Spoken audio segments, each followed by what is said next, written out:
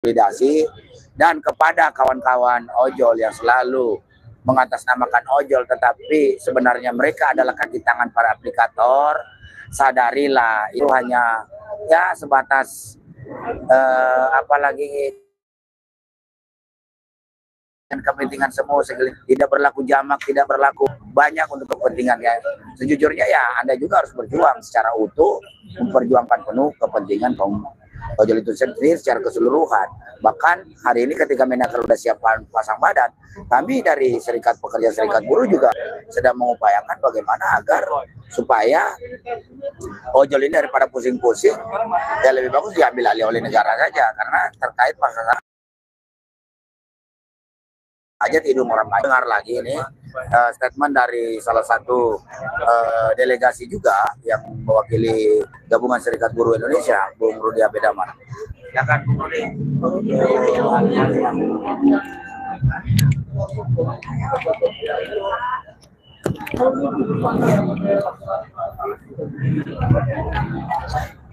Apa nih, Pak Pres? Masalah ojol gimana Bung Rudi? Oh ya. Ojol, ya terima kasih. Jadi pertama, saya kira kalau ojol itu paling penting itu kan, saya kira udah berulang-ulang kali saya sampaikan, ojol ataupun driver berbasis aplikasi itu adalah pekerja yang paling rentan sekarang, dan ini adalah satu sistem yang dikembangkan oleh tentang industri berbasis aplikasi atau disebut dengan platform ekonomi digital ya, atau gigs itu yang lebih dikenal di dunia. Dan sekarang itu memang sedang merambah ke berbagai negeri gitu, termasuk kita gitu. Kita bahkan sudah sejak tahun 2013 atau 2015 memulai ada industri berbasis aplikasi itu yang cukup masif, sehingga perkembangan dari sistem kapitalisme monopoli ya yang memang sedang mengalami krisis yang sangat luar biasa dan mengembangkan bagaimana mereka bisa keluar dari krisis. Tentu banyak melakukan inovasi, salah satunya adalah bagaimana mengembangkan bisnis berbasis aplikasi gitu. Nah, ini salah satunya. Maka di kita pun gitu, jadi ini menjadi satu sorotan, saya kira sudah sejak lama gitu ya, ketika kemunculannya 10 tahun saya kira orang berjuang tentang adanya satu kepastian tentang status mereka sebagai pekerja gitu ya. Terutama adalah soal masalah kepastian adanya regulasi yang melindungi dan menjamin hak-hak mereka sebagai pekerja gitu. Jadi para atau yang disebut orang-orang sekarang yang berekonomi gigs ini adalah ya pekerja gitu ya. Jadi mereka ini adalah pekerja. Nah, cirinya apa? Memang ciri utamanya itu adalah fleksibel. Ya, ini dalam rangka sistem yang mereka ini gunakan ini dalam rangka bagaimana untuk mendapatkan keuntungan yang berlipat-lipat. Industri ini sebenarnya praktek perkisah lebih kejam industri di dalam manufaktur gitu. Makanya dengan industri ini si kapitalis ya dia mendapatkan berlipat-lipat keuntungan dari sistem yang mereka jalankan. Itu jadi penghisapannya jauh lebih dahsyat daripada sistem di manufaktur. Nah, di Indonesia saya kira tadi sudah banyak dikatakan, ada sekitar hampir, bahkan ada mengatakan ada 4 juta orang gitu yang terlibat di dalam industri ini. Nah, gitu. Dan kita memberikan apresiasi kepada menteri yang sekarang, Pak Prof Men ini, Prof Yasserli ini, Menteri Tenaga Kerja ini, yang mau mengambil inisiatif untuk mengambil peranan bagaimana memastikan mereka ini ada perlindungan hukum, ya. Mereka ada perlindungan hukum. Nah, maka kalau para ojol ada kepastian kerja, ada jaminan sosial, ada kepastian pendapatan, maka statusnya harus dulu yang jelas, yaitu dia harus diakui dulu bahwa dia adalah secara legal formal hukum di negara kita harus ada dulu, yaitu dia diakui sebagai pekerja. Itu. Nah, nampak di dalamnya nanti diatur tentang bagaimana hak-hak mereka, jaminan atas kepastian kerja, jaminan sosial dan lain sebagainya, termasuk tentang hari ya. Nah kan yang apa namanya yang menjadi perdebatan, yang ada penolakan itu, ini orang ada yang ingin bekerja secara fleksibel, secara bebas gitu. Yang nggak ada masalah, saya kira karena memang hakikat di dalam industri ekonomi gig ini, di dalam travel ojol ini adalah fleksibel yang dikembangkan. Maka kerjanya baik bisa yang full timer atau full, atau yang dia milih kerjanya fleksibel. Tapi ada pengaturan bahwa walaupun jaminan sosialnya, ada kepastian tentang status dia. Nah itu yang paling penting. Maka bagaimana cara mendapatkan pendapatannya, dia dihitung apakah berdasarkan satuan waktu, satuan hasil. Itu kan banyak cara sebenarnya. Tapi yang paling utama itu di situ dulu. Karena kalau disebutkan mitra, ya nggak seimbang gitu. Kalau sekarang ya mitra yang sekarang itu bukan mitra, itu jelas dia buruh gitu. Bahkan harusnya kalau dalam sekarang tuh foto aset harusnya itu ada bagi sharing keuntungan, bukan keuntungannya hanya dinikmati oleh si pemilik aplikator gitu. Nah jadi saya kira kita juga mendorong bagaimana Menteri Tenagakerjaan itu mengambil alih, berperan penting di dalam proses segera memastikan adanya aturan hukum. Bahkan kita harus berbicara di ILO ini, salah satunya sekarang kan tadi Bung Sunar, Ketua Umum KASI juga menjelaskan bahwa di ILO sekarang, di ILC International Labour Conference itu, salah satu agenda pentingnya adalah membicarakan tentang ekonomi berbasis platform atau ekonomi gig gitu ya, ekonomi berbasis platform, di mana sedang diperdebatkan apakah ekonomi ini ya kan akan dikompensi dan direkomendasi, atau rekomendasi saja atau dikompensi saja. Nah kita menuntut memang kita dikompensi, dijadikan kompensi, ada kompensi yang mengaturkan gitu. Inilah tugas para delegasi, salah satunya nanti akan bicara di sana, mendorong itu ya. Kita nggak tahu nih sikap pemerintah, tapi kalau sikap dari serikat pekerja adalah bagaimana industri atau ekonomi platform ini harus dikonvensi. Karena kalau udah konvensi itu negara anggota nanti wajib meratifikasi, dan setiap negara terikat dengan itu.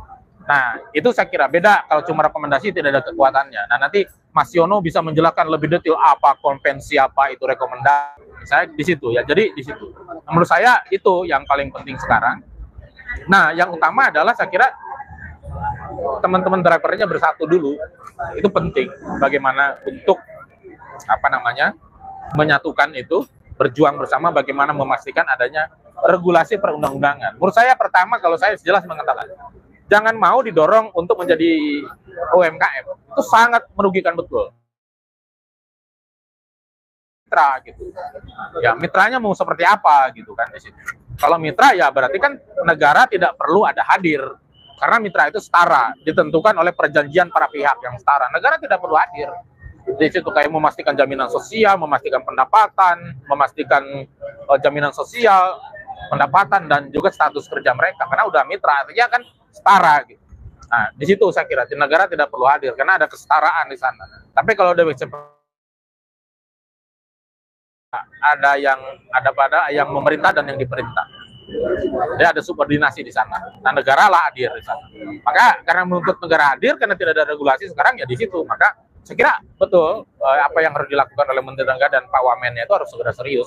Kan kita tahu, saya kira ini ada keseriusan dari pemerintah, Menteri Tenaga Kerja, ya, yang itu harus kita dorong gitulah.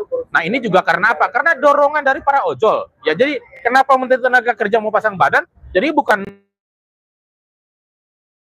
karena ada dorongan dari para organisasi ojol, ada dorongan daripada serikat pekerja, konfederasi dan federasi mendesak Menteri Tenaga Kerja, mendesak Kementerian Tenaga Kerja segera melakukan regulasi. Negara harus hadir terhadap problem yang sekarang itu. Tingkat penindasan penghisapannya udah sangat luar biasa terhadap ojol. Saya kira di situ yang paling penting. Nah, di internasional ini saya kira penting teman-teman juga studi bagaimana perkembangan industri gig ini di internasional, di berbagai negara, di berbagai negara lah, termasuk Singapura, yang di Singapura sudah keluar undang-undang. Tapi kan nggak bisa apple to apple kita membandingkan itu. Di Belanda misalnya ada aturan hukumnya itu kan. Nah, itu juga beda-beda. Tapi itu bisa dijadikan studi sebagai satu bahan dasar pengetahuan kita gitu.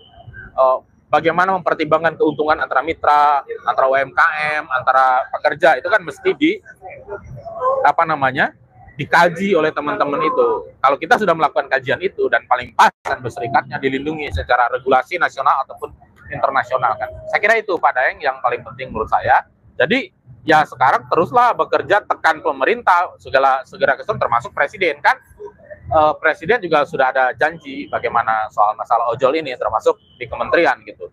Ya salah satunya ini perjuangan bukan yang mudah karena ini bukan hanya Indonesia Pak. Skema ini adalah skema global yang dilancarkan oleh kapitalisme karena supaya mereka bisa mendapatkan keuntungan yang berlipat-lipat atau yang disebut dengan super profit bagi mereka, modal sekecil-kecilan tapi keuntungan mereka dibelikan.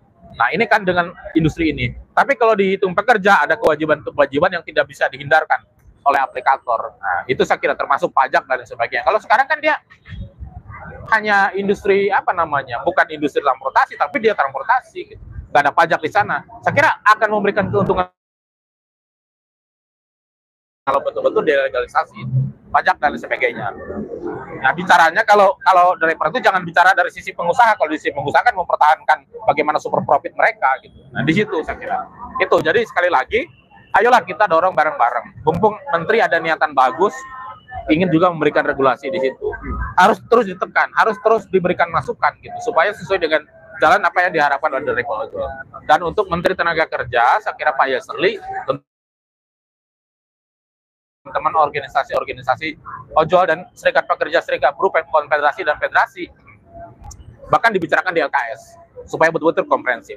Saya kira itu saja Desa. Terima kasih. Assalamualaikum warahmatullahi wabarakatuh. Waalaikumsalam warahmatullahi wabarakatuh. Terima kasih Bung Rudi Habedaman, Ketua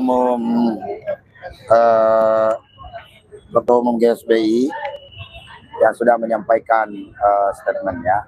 Jadi persoalan ojol dari sejak awal dimunculkan sampai saat ini memang akan terus memunculkan polemik selama upah yang diterima oleh driver ojol ini tidak pernah mendekati namanya sejahtera.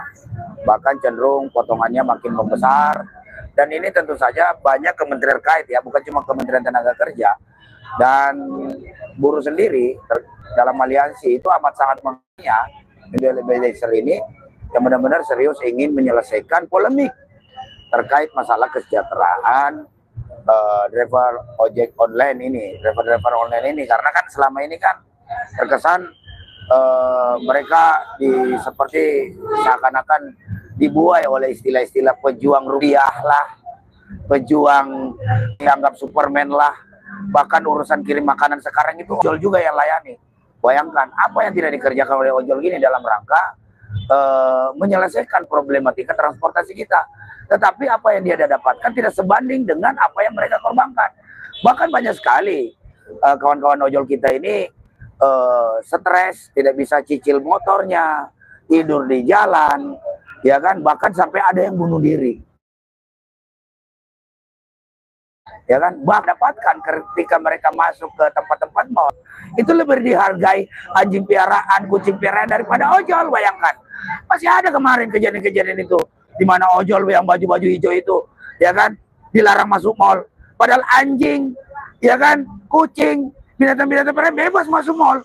Ini kan benar-benar ini menentang logika kita. Di mana letak perikemanusiaan tadi yang disampaikan oleh Profesor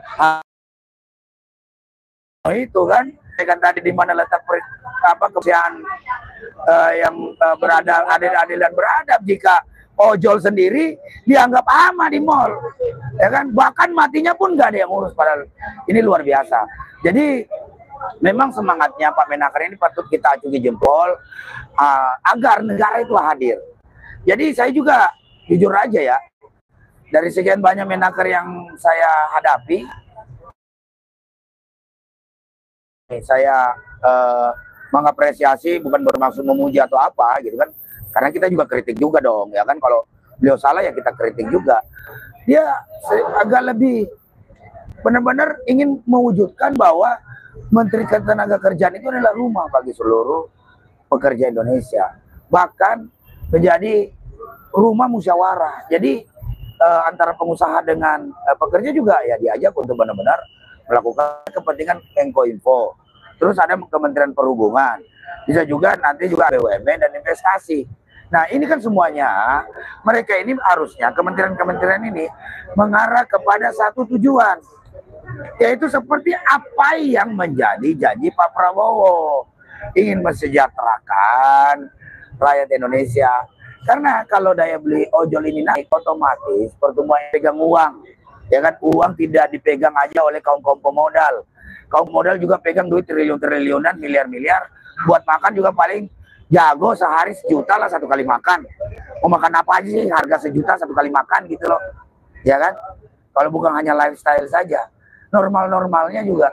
Bayangkan aja kalau uang triliunan itu kan ada di tengah-tengah masyarakat, betul-betul digunakan untuk melayani masyarakat aja. Ojol bisa berbelanja, ojol bisa bahagiain anak istrinya dengan membawa mereka pergi menikmati kuliner Indonesia gitu kan. Anda bisa bayangkan pertumbuhan ekonomi itu cepat, ya kan? Bukan seperti yang ditawarkan oleh Kementerian UMKM, malah nawarinya di UMKM. Yang benar aja, itu bukan solusi. Karena ini terkait masalah jaminan sosial. Anda bisa bayangkan kalau misalnya kawan ojol ini sedang ikut membayar iuran di jam sostek misalnya, ya kan, di situ dia dapat jaminan PHK, jaminan kecelakaan kerja, jaminan kematian, jaminan apalagi ini hari tua dan sebagainya. Ini kan belum lagi uang tabungannya bisa terus berkembang biak dengan baik ditangani oleh BPJS, ya kan, banyak keuntungan bisa diraih. Selain kita mendesakkan keberpihakannya terhadap ojol, artinya bisa. Kominfo itu bisa memaksa loh para aplikator ini. Apa bedanya dengan misalnya situs judi online, main matiin-matiin, ini kan semua ada di Kominfo. Dan setiap yang berinvestasi harus tunduk dan patuh terhadap Undang-Undang Dasar 1945. Ya kan? Ya bagaimana mewujudkan apalagi ini kemanusiaan yang adil dan beradab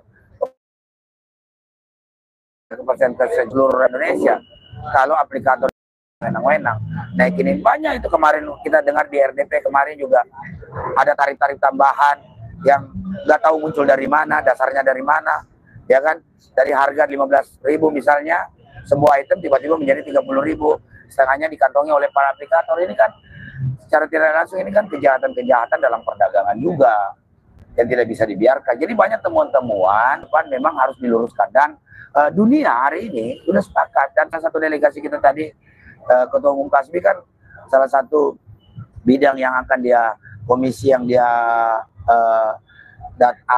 akan berbicara di sana itu kan komisi terkait masalah platform digital ini. Dan tentu saja kita inginkan sebuah persatuan dunia untuk bagaimana menyatakan driver ojol ini ada, ya kan, biar selesai nih, clear ini barang. Karena seluruh dunia udah mengakui, kalau Indonesia sendiri tidak mengakui, masih tetap mitra aja, berarti ada apa dengan Indonesia, ya kan?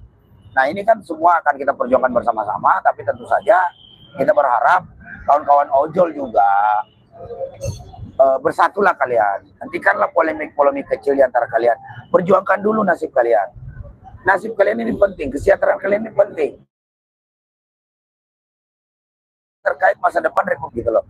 Kita tidak ingin Republik ini tumbuh berkembang, di sisi lain kawan-kawan ojol masih dalam kondisi ketertindasan, ya kan? Nah kita mumpung federasi ini kita udah sepakat dan sepaham ingin memperjuangkan kawan-kawan ojol ini, ya kawan-kawan ojol juga berbenah diri. Dan saya berharap juga kawan-kawan yang selalu mengatasnamakan aplikator, dan berhentilah kalian menjadi pengkhianat bagi perjuangan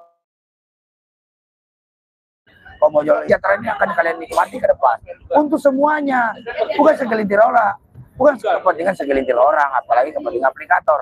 Aplikator itu datang usaha di sini, ya kan, jelek-jeleknya aplikasi kayak Grab, ojol itu, Maxim dan segala macam, ya kan.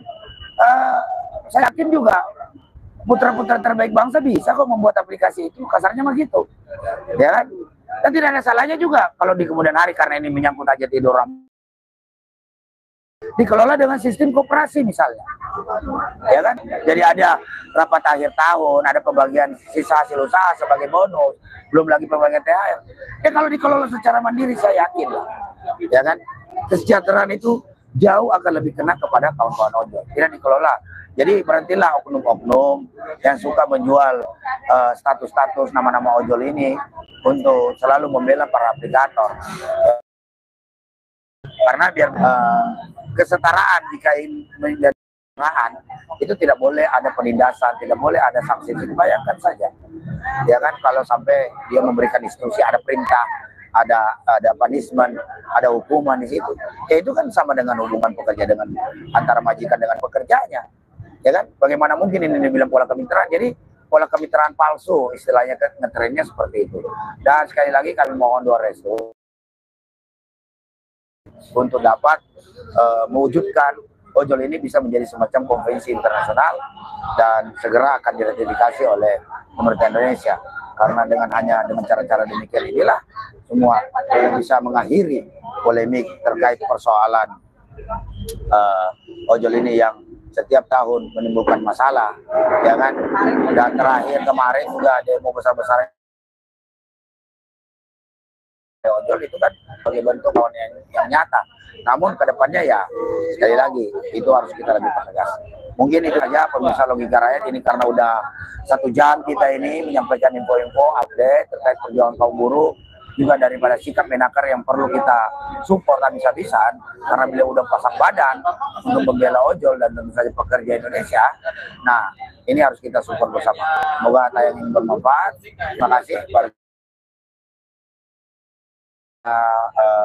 kawan-kawan yang ada yang sudah komentar di tayangan ini, dan kita doakan semoga apa yang kita kerjakan dimudahkan dan dimudahkan oleh Allah. Ini saya demikian, terima kasih. Assalamualaikum warahmatullahi wabarakatuh. Hidup rakyat Indonesia yang bawah.